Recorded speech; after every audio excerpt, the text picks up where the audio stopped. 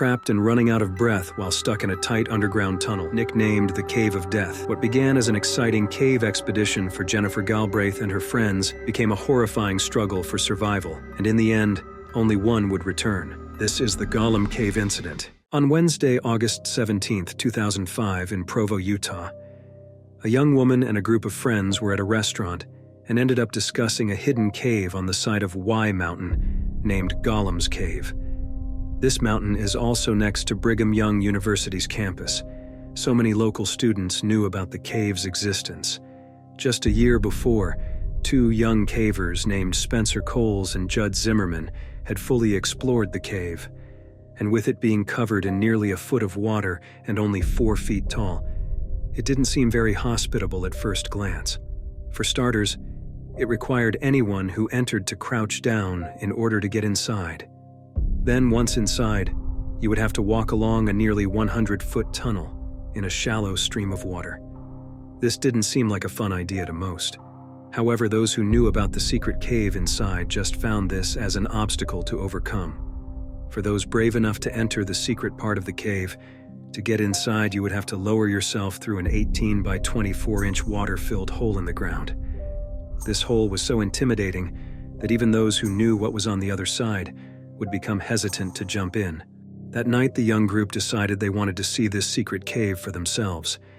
They reached the cave area at around 2 o'clock in the morning and spent some time sitting outside. With having the most experience and being through the cave before, Jennifer Galbraith encouraged the others that they would be able to hold their breath long enough to swim to the other cave inside. Even though she herself previously had a near-death experience in the cave, she was thrilled to show the group. After the reassurance from Jennifer, Blake Donner, Scott McDonald, and Ariel Singer all agreed to go in the cave, a fifth friend, Joseph Ferguson, decided to wait outside the main cave until they returned. With only a single flashlight at 4:30 in the morning and pitch black outside, the four made their way to the small opening in the floor of the cave. Once they gained some confidence, one by one they would lower themselves into the narrow passage filled with cold water. With having the most experience, Jennifer was the first to enter. The group watched as her head submerged in the water, and ripples could be seen as she moved to the other end. The water-filled tunnel was around 2 feet wide and 4 feet high, no bigger than a small door. After Jennifer entered, Scott would follow behind her.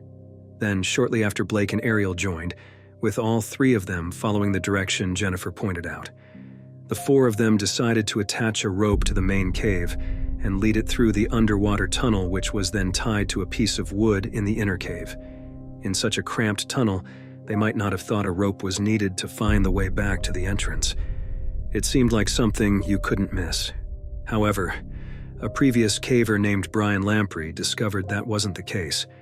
He mentioned that on his return back to the entrance, he swam around 4 feet past the exit hole and hit a dead end. Panicked and certain of his death, he desperately pushed against the wall of rock, clinching towards the ceiling until he eventually came to the hole. Brian was one of the lucky few who was able to find the hole seconds before gasping in a lung full of water. After following Jennifer, all four had made it to the smaller cave around 15 feet away. While in the cave, there was enough room for them to stand, but they had very restricted movements.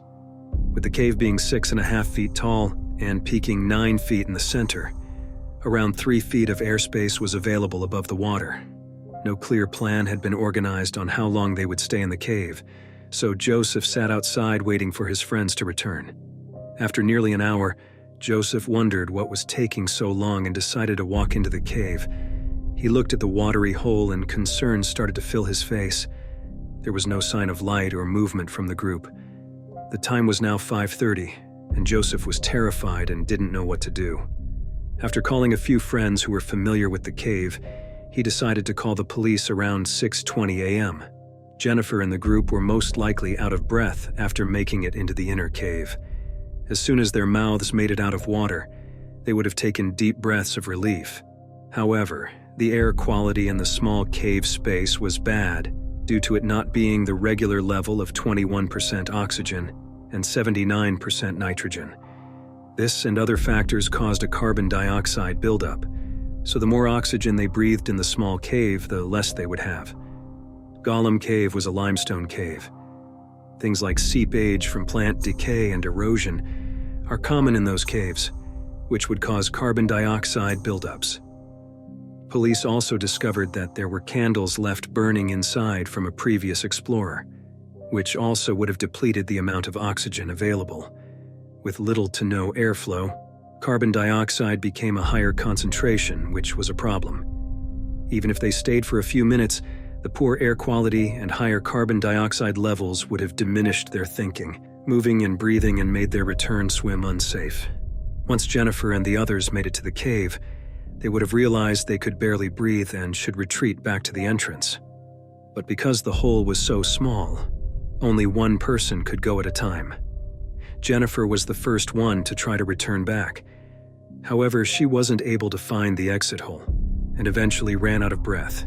The low oxygen diminished her capacity for breath holding and logical thinking.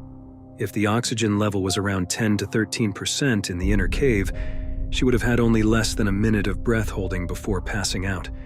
The rope most likely wasn't around her, so she would have been desperately trying to find the entrance by feeling along the ceiling of the tunnel. Back in the inner cave, the others couldn't have known she was in a fight for her life. Blake, Scott, and Ariel had problems of their own. They were in the dark inner cave, suffocating from the thin air. After giving Jennifer enough time to escape, it's estimated that Ariel was next to exit the cave. She would have been hopelessly gasping for deep breaths before forcing her face underwater. She would hastily swim forward with what little breath and energy she had in order to find the entrance. It wouldn't have been possible to see or feel Jennifer's body in the dark tunnel. What was supposed to be an easy passage was now impossible from lack of oxygen and low brain function.